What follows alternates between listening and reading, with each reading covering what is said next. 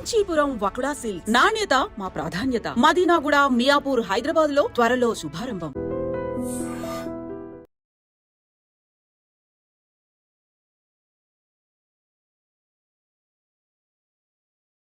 చూసారు కదా, సింగర్ కల్పన ఆత్మహత్య యత్నం చేసుకుంది అనేది ఎంత పెద్ద వార్త అయిందో. ఎందుకంటే సెలబ్రిటీస్ జీవితంలో ఏది జరిగినా సెన్సేషనే అవుతోంది. అయితే ఆమెది సూసైడ్ అటెంప్ట్ కానే కాదు అని కూతురే చెబుతోంది. మీరేమంటారు దీని మీద? కావచ్చండి, ఆవిడ పాపం చనిపోవాలని అనుకోకపోవచ్చు, కాకపోతే ఓవర్ డోస్ వేసుకున్నారు. ఓవర్ డోస్ వేసుకోకపోతే హాస్పిటల్లో చేరాల్సిన అవసరం లేదు కదా. అసలు ఓవర్ డోస్ ఎందుకు వేసుకున్నారు అనేది విషయం. ఆవిడ సింగర్ కల్పన, లేకపోతే మామూలు కల్పన, లేకపోతే ఇంకొకళ్ళ లేకపోతే ఒక మినిస్టరా, ఇక్కడ సంబంధం లేదు. ఆవిడ ఒక మనిషి. ఒక మనిషికి కష్టం రావటం మరి చూసి కొంతమంది మీడియా పీపుల్గా ఫోటోలు వేసేసి హడావుడి చేయడమా, లేదు ఆమె కష్టం ఏమై ఉండొచ్చు అని ఆమె షూస్లో కాళ్ళు పెట్టి సహానుభూతితో ఆలోచించటమా అనేది మన విచక్షణ మీద ఆధారపడి ఉంటుంది. ఇప్పుడు ఆవిడ జీవితంలో చాలా ఒడిదుడుకులు ఉన్నాయి. కల్పన ఆవిడ మంచి సింగర్, డౌటే లేదు. ఎంతటి సింగర్ అంటే బాలసుబ్రహ్మణ్యం గారే ఆమెతో కొన్ని సందర్భాల్లో పోటీ పడలేనంత, అలానే ఆయన కంటే ఈమె గొప్ప సింగర్ అని కాదు, కొన్ని సందర్భాల్లో ఆవిడతో పోటీ పడలేకపోయేవాడు. పాడతా తీగలు చూసేవాళ్ళం మనం. అలాగే కొన్ని స్టేజ్ ప్రోగ్రామ్స్, స్వరాభిషేకం ప్రోగ్రాంలో ఎక్కువగా వాళ్ళిద్దరు కాంబినేషన్ చూసాం. ఎంత పోటీ అంటే ఆ పోటీని తట్టుకోవడం అంత ఈజీ కాదు. ఇంకొక సింగర్ అయితే తట్టుకోగలిగేవాళ్ళు కాదు. చాలా ఎనర్జీ ఉంది ఆవిడ దగ్గర, చాలా ఫైటింగ్ నేచర్ ఉంది. పోరాట పటిమంటారు కదా, యుద్ధం చేసేవాళ్ళనే పోరాటం చేస్తారన్నట్టు. ఏ పని చేసేవాళ్ళు ప్రాణాపాయం అంటే ప్రాణం కంటే ఎక్కువ అన్నట్లు చేసేవాళ్ళు ఎవరైనా పోరాట పటిమ ఉన్నట్లు లెక్క. ఆవిడకి ఆ పోరాట పటిమ ఉంది. పైగా ఆవిడ జీవితంలో చాలా ఒడిదుడుకులు ఉన్నాయి. ఇది ఎంతమందికి ఎంతో తెలుసో తెలియదు కానీ ఒడిదుడుకులు ఉన్నమాట వాస్తవం. ఆవిడ బ్యాలెన్స్ చేసుకోలేక ఆవిడ ఒక రకంగా ఆధ్యాత్మికంలో కూడా వెళ్ళిపోయింది. మతం కూడా మారటమే కాకుండా మత ప్రచారకురాలుగా కూడా మారిపోయింది. ఆవిడ ఇంటర్వ్యూస్ అయ్యి వస్తూ ఉంటాయి. ఆవిడ క్రిస్టియానిటీలోకి మారింది. అంటే ఎంత ఎవ్వరు కూడా సరదాకి మతం మారరండి, ఇది మట్టుకు వాస్తవం. మతం మార్చారు, మత మార్పిళ్ళు అవుతున్నాయి అని గొగ్గోలు పెడతారు కానీ మతం ఎవ్వరూ సరదాకి మారరు. వాళ్ళ పరిస్థితులు, డబ్బులున్న వాళ్ళు కావచ్చు, డబ్బులు లేని వాళ్ళు కావచ్చు, వాళ్ళకి ఎక్కడో ఒక స్వాంతన లభించాలి మతం ద్వారా ప్రతి మనిషికి. ఆ స్వాంతన లభించినప్పుడు మతం మారతారు. ఆ మారాలి అనుకున్నప్పుడు వాళ్ళని ఇన్ఫ్లుయెన్స్ చేసే వాళ్ళని బట్టి ఏ మతంలోకి మారతారు. అయితే ఆవిడ క్రిస్టియన్ మతంలోకి మారటమే కాకుండా చాలా ఇంటర్వ్యూలు ఇస్తూ ఉండేది. అయితే నాకు అనిపించేది, ఏదో ఉంది జీవితంలో, ఆమెకి తట్టుకోలేని బాధలు ఏవో ఉన్నాయి, అందుకే ఆవిడ మతం మారింది అంటే ఒక వెతుకులాట కదా మతం మారటం అంటే. అసలు దేవుణ్ణి అతిగా ఇష్టపడటం అంటేనే ఒక వెతుకులాట. ప్రశాంతత కోసమో, కోరికలు తీర్చుకోవడం కోసం ఇంకోటో. అలాంటిది తను పుట్టిన మతం కాకుండా వేరే మతంలోకి మారింది అంటే తనకి ఎన్ని కష్టాలు ఉన్నాయో మనం అంటే తను హ్యాండిల్ చేయలేని కష్టాలు అవి ఏంటి అంటే మీరు నేను చెప్పాల్సిన అవసరం లేదు. అసలు మనం ఆ విషయంగా ప్రతి ఇంట్లోనే ఏదో ఒకటి ఉంటుంది. సీత కష్టాలు సీతే, పేత కష్టాలు పేతే. మరి ఆవిడ అక్కడి నుంచి మళ్ళీ అసలు మధ్యలో అసలు ఆమె మొత్తం ఈ సంగీత ప్రపంచానికి కూడా దూరంగా వెళ్ళిన తర్వాత మళ్ళీ సంగీత ప్రపంచంలోకి వచ్చిన తర్వాత ఇప్పుడు వాళ్ళ అమ్మాయి వచ్చి కేరళ నుంచి వచ్చి వాళ్ళ అమ్మాయి చెప్తుంది ఏంటి అంటే, ఆత్మహత్యాయత్నం కాదు ఇది, మా అమ్మకి నాకు కాస్త నన్ను ఆమె హైదరాబాద్ రమ్మంటుంది, నేను రాను అంటున్నాను, ఆ రిఫ్ట్ నడుస్తూ ఉంది, ఆ సందర్భంలో తను ఓవర్ డోస్ వేసుకుంది అని అమ్మాయి చెప్పింది. సరే, ఇప్పుడు ఆత్మహత్యాయత్నం చేసిన దానికి ఒత్తిడిని తట్టుకోలేక ఇలాంటి పరిస్థితి రావటానికి చాలా దూరం ఉందని అయితే నేను అనుకోను. ఇంకో 2 ఎక్కువ వేసుకున్నారనుకోండి, వేసుకోకూడదు అసలు. ఒత్తిడిని అధిగమించడానికి ట్యాబ్లెట్ల మీద ఆధారపడటమే రాకూడదు ఒక మనిషికి, అదే వచ్చింది. అందుకోసం ఏంటి అంటే ఇప్పుడు బయట వ్యక్తులుగా మనం మాట్లాడే కన్నా ఇంట్లో వ్యక్తులు ఆవిడకి అసలు ఆవిడ మనోభావాలు ఏంటి, ఆమె ఎందుకు అంత కష్టపెట్టుకుంది, అంత బాధపడింది. ఇప్పుడు ఆవిడ బాధ్యతలు ఆవిడ ఎంతో కొంత నెరవేరిస్తేనే వీళ్ళు 19 ఏళ్ల దాకానో 20 ఏళ్ల దాకానో వచ్చారు. మరి ఆ వయసుకి వాళ్ళు వచ్చిన తర్వాత వాళ్ళేమి పిల్లలకు కూడా రెస్పాన్సిబిలిటీస్ ఉంటాయి. కేవలం రైట్సే కాదు, ప్రివిలేజెసే కాదు, రెస్పాన్సిబిలిటీస్ కూడా ఉంటాయి. మరి ఆమె రెస్పాన్సిబిలిటీగా ఫీల్ అయ్యి ఆ అమ్మాయి మరి కల్పన గారికి ఆ మాత్రం ఒక స్నేహ హస్తాన్ని, ఒక ప్రేమ హస్తాన్ని అందిస్తే కనుక ఆవిడ ఇంకా త్వరగా కోలుకోవాలని మనం అందరం కోరుకుందాం. ఏదైనా పరిస్థితుల్ని ఎదుర్కోలేక ఆ ట్యాబ్లెట్లను ఆశ్రయించే అవసరం కూడా రాకూడదు, ఎవరికైనా రాకూడదు ఆ కష్టం అని నేను కోరుకుంటున్నాను. దానికి వేరే మార్గాలు ఉన్నాయి, ఒత్తిడిని అధిగమించడానికి మార్గాలు ఉన్నాయి. ఆ మార్గాల్ని ఎన్నుకోకుండా ఈ మార్గంలోకి వెళ్ళడం. ఇప్పుడు ఆయన ఫోన్ చేశాడు, ఈవిడ ఫోన్ ఎత్తలేదు, ఆయన ఎవరికో ఫోన్ చేశారు అపార్ట్మెంట్ వాళ్ళకి, వాళ్ళు తలుపు బద్దలు కొట్టారు, ఇది గనక ఇంకా లేట్ అయిందనుకోండి, ఏంటి మరి పరిస్థితి? అందుకే మనం 1కి 10 సార్లు ఒక్కసారి మన ప్రాణానికి ఏమన్నా అయ్యింది అంటే కనుక ఏముండదు, ఇంకా మాట్లాడుకోవడానికి ఏముండదు. అందుకే ఆ పరిస్థితి వద్దు అని నేను కోరుకుంటున్నా. ఎవరైనా సరే మీరు ఒత్తిడిని అధిగమించటానికి వేరే మార్గాలు ఏమున్నాయో, మీరు ఎప్పుడైనా సమస్య ఉంది అంటే సమస్య పక్కన పరిష్కారం అనేది ఉంటుంది. దాన్ని మనం వెతకటంలోనే మనకి ఆ వెతకలాటికి ఓపిక లేదు. అక్కడ ఆ ఓపిక తెచ్చుకోవాలి అంటాను. లేదు అనుకుంటే పక్కన ఉన్న వాళ్ళు ఆ ఓపికని వాళ్ళకి ఇవ్వాలని నేను కోరుకుంటున్నాను. కృష్ణకుమారి గారు, ఇక్కడ కల్పన పర్సనల్ లైఫ్ గురించి మనం మాట్లాడుకుందాం. ఆమె చిన్నప్పటి నుంచి కూడా గాయకుల కుటుంబం నుంచే వచ్చారు. పైగా ఆవిడ గాయనిగా తనను తాను ప్రూవ్ చేసుకున్నాడు.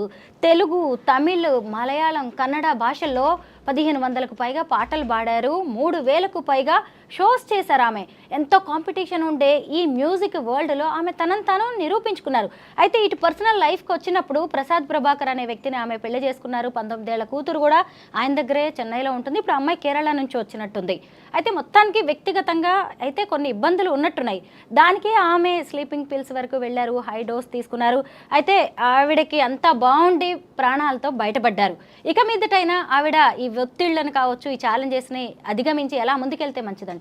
అదే కుటుంబ సభ్యులే, దీనికి మందు కుటుంబ సభ్యులే.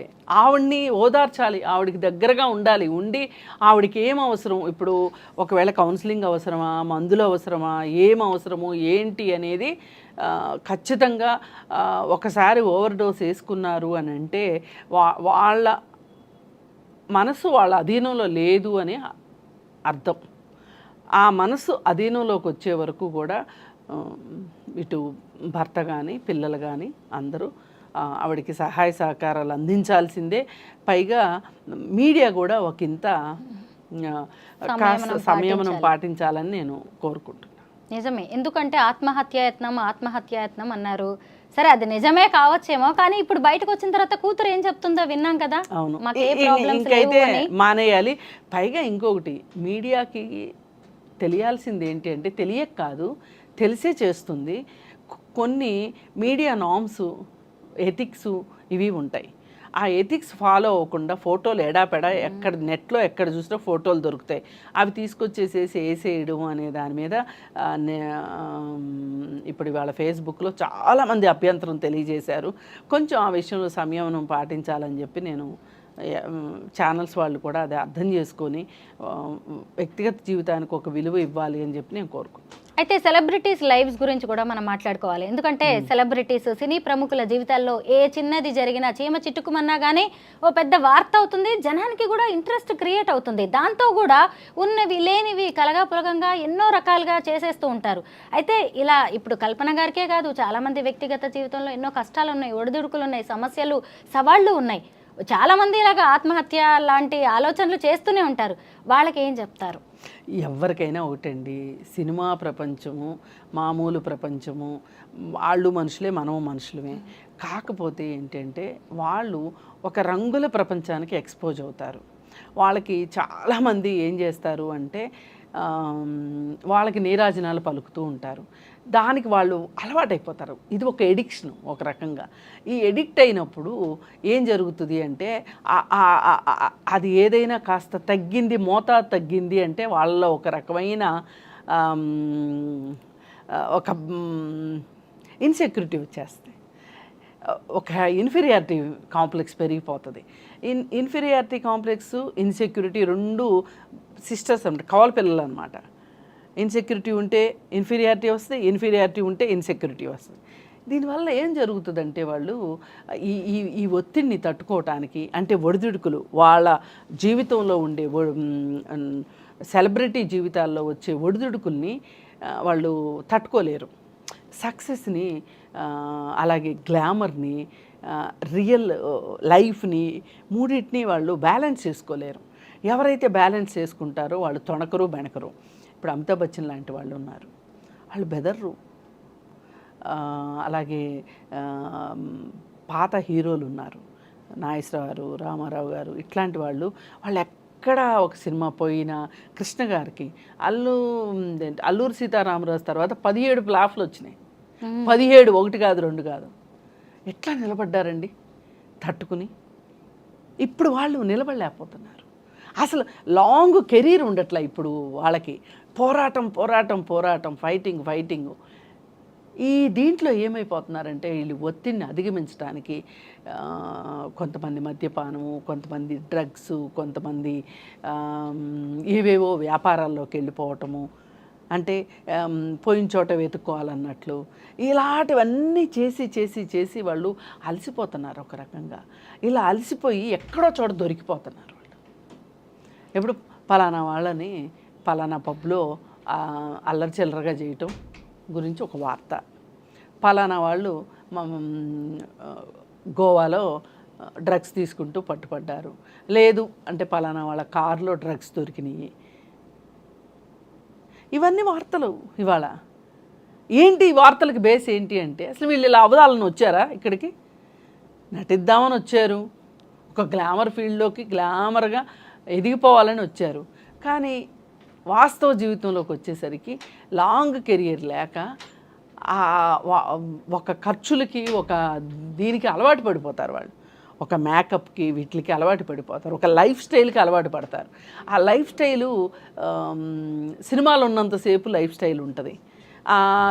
ఆ సినిమాలు ఉన్నప్పుడు వచ్చిన డబ్బుని జాగ్రత్త చేసుకునే వాళ్ళకి ఈ లైఫ్ స్టైల్ని సస్టైన్ చేయగలుగుతారు.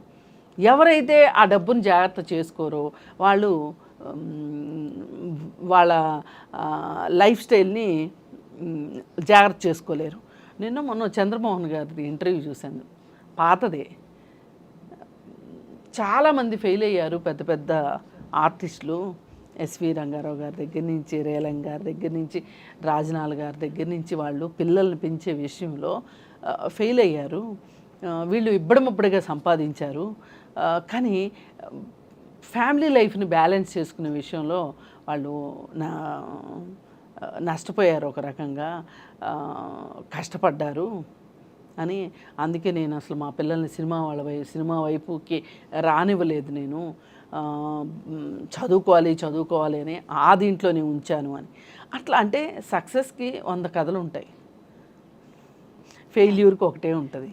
ఏదన్నా కానివ్వండి, ఎవరన్నా కానివ్వండి, సెలబ్రిటీసే కాదు, సామాన్యమైన మనుషులే కావచ్చు, ఎవరైనా నేర్చుకోవాల్సింది ఏంటి అంటే, కాస్త పరిస్థితులు బాగున్నప్పుడు మనం కాస్త తగ్గి ఉండాలి.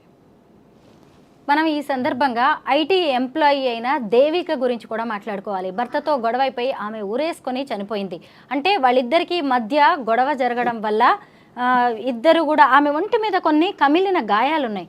అంటే గొడవ జరిగి తర్వాత ఆ అమ్మాయి మన బాధ ఎక్కువైపోయి ఆమె సూసైడ్ చేసుకున్నట్టుగా అయితే తెలుస్తోంది. అయితే అత్తింటి ఆరళ్ళు కావచ్చు, లేదంటే వరకట్న వేధింపులు కావచ్చు, అంత చదువుకొని ప్రేమించి పెళ్లి చేసుకొని 6 నెలలు కూడా కాలేదు. అలాంటిది దేవిక ఆత్మహత్య చేసుకోవడం అనే దాన్ని మనం ఎలా చూడాలి? అసలు వాళ్ళ పరిచయమే 6 నెలలు, పెళ్ళై 3 నెలలే. ఆగస్టులో పెళ్ళయింది, ఆగస్టులో 6 నెలలు దాటిపోయింది. అయితే ఇక్కడ చూడాల్సింది ఏంటంటే ఆమెకి అతను కరెక్ట్ మ్యాచ్ కాదు నిజానికి. అంటే correct match in the sense చదువులోనో డబ్బులోనో కాదు.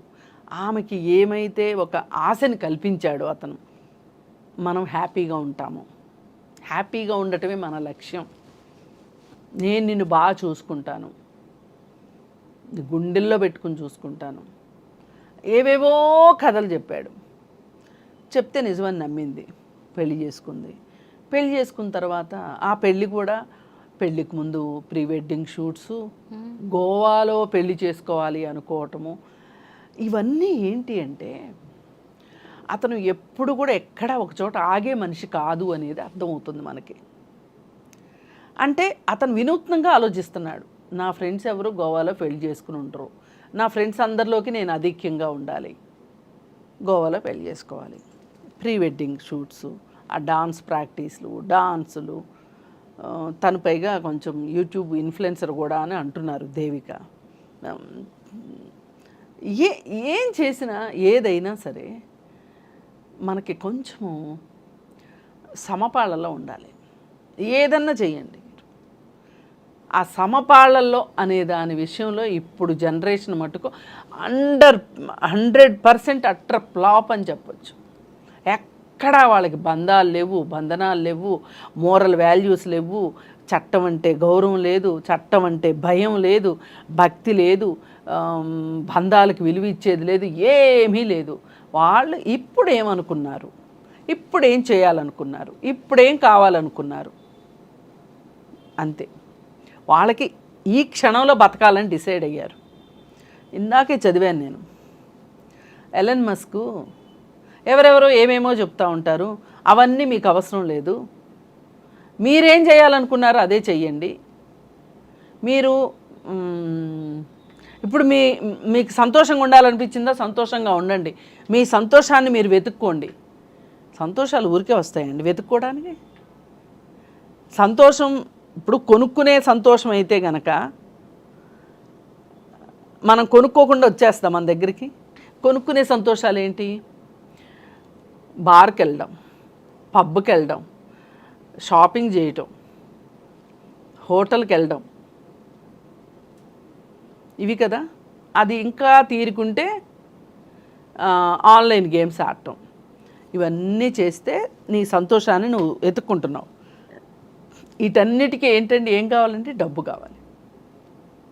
నువ్వు ఎవరో చెప్పారని ఆగబాకు, నీకు నచ్చినట్టు నువ్వు ఉండు అని చెప్తున్నాడు సలహా. ఇలాంటి వెధవలు చెప్పే సలహాల వల్లే ఇవాళ జనరేషన్ నష్టపోతుంది. నీ తాహత ఏంటి, నీ లైఫ్ ఏంటి, నీకున్న కమిట్మెంట్స్ ఏంటి, నీకున్న రెస్పాన్సిబిలిటీస్ ఏంటి, అవి చూసుకుని ఆటిల్తోటి నువ్వు జీవితం గడపాలి, ఆటిల నుంచి నువ్వు సంతోషాన్ని పొందాలి. కానీ నీకు తింటానికి మింగ మెతుకులేదు మేసాలకు సంపంగి నూనె అన్నట్లు ఇవాళ ఒక్కొక్కళ్ళు 50,000 ఫోన్లు వాడుతున్నారండి. అతి సామాన్యులు కూడా, యంగ్స్టర్స్ నేను ముఖ్యంగా చెప్పదలుచుకునేది అదేమంటే ఈఎంఐల్లో ఫోన్ వచ్చేస్తుంది. ఈఎంఐలో మటుకు మనం కట్టొద్దా? స్కూటర్కి లోను, ఇంట్లో సామాన్లకు లోను, ఫోనుకు లోను, పైగా పే లెటర్స్ అని వచ్చేసినాయి. ఇప్పుడు నువ్వు ఖర్చు పెట్టు, తర్వాత కట్టు. ఇవన్నీ ఇప్పుడు యూత్ ఈ విధంగా గోవాలో పెళ్ళికో, నీకు ఇల్లు లేదు, అత్తగారి ఇల్లు రాసిమ్మని అడుగుతున్నావు, నీకు గోవాలో పెళ్ళి ఎందుకు?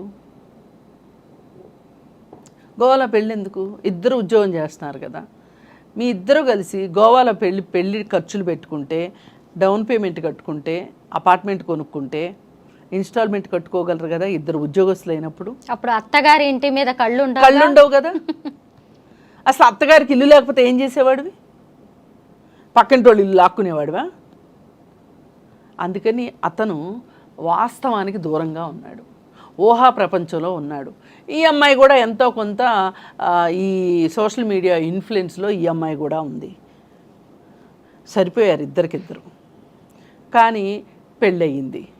పెళ్ళి జరుగుతున్నంతసేపు, డబ్బులు ఖర్చు అవుతున్నంతసేపు ఏమీ తెలియదు.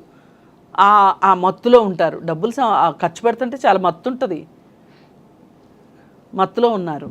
పెళ్ళైపోయింది, రియల్ లైఫ్లోకి వచ్చారు. ఇక రోజు ఆఫీస్కి వెళ్ళాలి. జీవితం బోరు కొడుతుంది, చాలా బోరు కొడుతుంది జీవితం. రోజు గోవాలో పెళ్లి చేసుకోరు కదా, రోజు ప్రీ వెడ్డింగ్ షూట్స్ ఉండవు కదా, అవి అప్లోడ్ చేసి ఎంతమంది చూశారు, ఎంతమంది లైకులు కొట్టారు, ఇది రోజు ఉండదు కదా. పైగా అమ్మాయిలు కూడా ప్రేమించినప్పుడు అబ్బాయిలు ఎలా నెత్తిన పెట్టుకుని చూసారో పెళ్ళాక కూడా అలాగే ఉండాలి, నేను ఏదంటే అదే జరగాలి అనే ఒక మనస్తత్వం కూడా కనిపిస్తుంది అమ్మాయిల్లో. అమ్మాయిల్లో ఏంటండి, ప్రతి మనిషిలోనూ ఉంటుంది. నేను అందుకే ఇక్కడ అబ్బాయే వాస్తవానికి దూరంగా వెళ్ళాడు అనటానికి నాకు మనసు పట్ల, అమ్మాయి కూడా వాస్తవానికి దూరంగానే ఉంది. కాకపోతే మీడియాలో వస్తున్న వార్తలు నాకు మరింత ఆశ్చర్యం కలిగిస్తున్నాయి. రిమోట్ దగ్గర పొట్లాడుకున్నారు అని ఎంత సింప్లిఫై చేస్తున్నారంటే, అతను ఆ అమ్మాయిని ఇల్లు అడిగాడు అనేది పక్కకి వెళ్ళిపోయింది. ఇప్పుడు రిమోటే ఇంపార్టెంట్ అయిపోయింది. ఇప్పుడు ఇది తప్పు అంటాను నేను. మీడియా ఉన్నది ఉన్నట్టు చూపించాలి. ఇప్పుడు ఇందాక నుంచి మనం మాట్లాడుకున్నది వాస్తవంగా వచ్చిన కథనాలను బట్టి మనము అంచనాతో మనం మాట్లాడుతున్నాం. ఏమంటే రిమోట్ కోసం తగదబడి ఆత్మహత్య చేసుకుంటుందా అండి? నాకు అర్థం కావట్లేదు. నాకు ఇతని తోడు నా వల్ల కావట్లేదు, ఏం చేయాలో అర్థం కావట్లేదు అని చెప్పి ఒక ఫ్రెండ్కి మెసేజ్ పెట్టిందంట. ఓకే, మొన్న ఇప్పుడు నిన్న వచ్చింది ఒక వార్త బయటికి. ఏంటి అంటే, ఒక సాఫ్ట్వేర్ ఇంజనీరు, అతని పేరు అక్కుల్లో ఏదో ఉందండి, అతుల్ సుభాష్ ఇంకొక అతను కూడా సూసైడ్ చేసుకున్నాడు భార్య పెట్టే కష్టాలకి అని. వెంటనే హడావుడి చేశారు. అసలు మగవాళ్ళ హక్కులు అని అదని ఇదని హడావుడి చేశారు. తీరా చూస్తే తేలింది ఏంటి అంటే, ఈ అమ్మాయి, ఈ చనిపోయిన అతని భార్య చనిపోయిన అతని సిస్టర్కి మెసేజ్లు పెట్టింది. వాళ్ళ తండ్రికి బాగలేకపోతే పుట్టింటికి వెళ్ళిందంట. వీడు ఫుల్గా తాగేసి వీడియో కాల్ చేసి, నేను ఒక కుర్చీలో కూర్చొని నేను ఊరేసుకోబోతున్నానని ఈ అమ్మాయిని బెదిరిస్తున్నాడంట.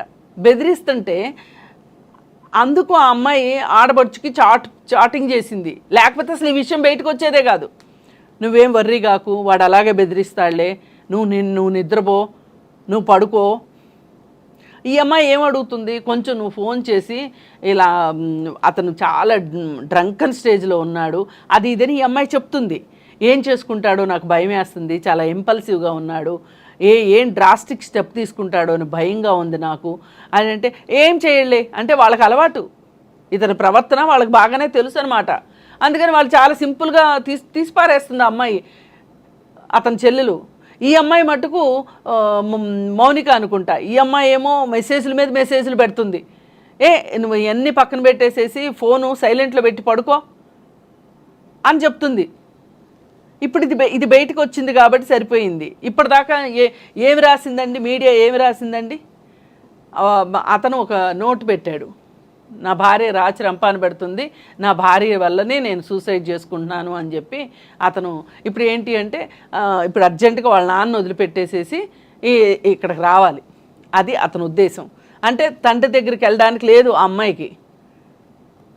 అసలు ఇట్లా మహిళలని సమస్యల గురించి ఇంత ఎద్దేవగా చేయడము అంటే, వాళ్ళ కష్టాన్ని అసలు కనీసం విలువ ఇవ్వకపోవటం వాళ్ళ కష్టానికి చేస్తున్నారు. ఇది మీడియా రోలు. దీన్ని చూసేవాళ్ళు కూడా ఇది నిజమే, ఇదే నిజం అని అనుకుంటున్నారు. ఇప్పుడు మనం కల్పన గురించి మాట్లాడుకున్న అదే, ఇదైనా అదే, ఏదైనా అదే. ఇక చివరికి ఇప్పుడు తల్లికి కూడా అడిగింది వెళ్ళి, ఏమ్మా ఇల్లు అంట రాసిమ్మంటున్నాడు మీ అల్లుడు అని. అంటే ఆమె ఒకే మాట ఏడుస్తుంది. అసలు ఇట్లా జరుగుతుంది అంటే నేను రాసి ఇచ్చేదాన్ని, నేను ఎక్కడికన్నా పోయి ఎలాగోలా నేను బతికేదాన్ని, పాపం ఆవిడకి ఆ ఇల్లే ఆధారంగా ఉంచు. ఎంత బాధాకరమైన విషయం అండి. అసలు ఇప్పుడు ఈ అమ్మాయి సరే ఇవన్నీ కాదు, వీడి బుద్ధి ఏంటో బయటపడిపోయింది, వీడి ముందు బతకటం కష్టం అనిపించింది, 20 లక్షల ప్యాకేజ్ తోటి ఉద్యోగం చేస్తుంది ఆ అమ్మాయి, సొంత ఇల్లుంది, తల్లి ఉంది, వెళ్ళిపోయి తల్లి ఇంట్లో ఉండి ఉద్యోగం చేసుకుంటూ చేయొచ్చు కదా. ఇప్పుడు మీరు ప్రీ వెడ్డింగ్ షూట్స్కి పెట్టే ఖర్చు మనం ఇంతకుముందు కూడా ఒకసారి మాట్లాడుకున్నాం. ప్రీ మ్యారిటల్ కౌన్సిలింగ్కి మీరు ఎందుకు వెళ్ళరు? లేదు గొడవలు వస్తున్నాయి, మ్యారేజ్ తర్వాత కౌన్సిలింగ్కి అయినా వెళ్ళొచ్చు కదా. అంటే మనకి పరిష్కారాలు ఉన్నా కానీ చూడలేనంత తెలివి తక్కువలో ఉన్నాం. ఇప్పుడు 20 లక్షల ప్యాకేజీలో ఉన్న అమ్మాయి అంటే 20 లక్షలు ఊరికే ఇవ్వరు, 40 లక్షలు పని చేయించుకుని 20 లక్షలు జీతం ఇస్తారు. అంటే ఆ అమ్మాయి బాగా క్యాపబుల్, కెపాసిటీ ఉన్న అమ్మాయి. ఇలా సొంత జీవితంలో కష్టాలు వచ్చినప్పుడు మామూలు ఒక చదువు సంధ్య లేని వాళ్ళు లేకపోతే తెలివి తక్కువ వాళ్ళు చేసినట్లుగా ఈ నిర్ణయం తీసుకోవటం నిజంగా అది ఆత్మహత్య అయితే గనక అసలు ఇవాళ యువత త్రిశంకు స్వర్గంలో ఉన్నారని చెప్పొచ్చు. ఒకవేళ హత్య అనుకోండి, వాళ్ళ మట్టు కఠినంగా శిక్షించాలి.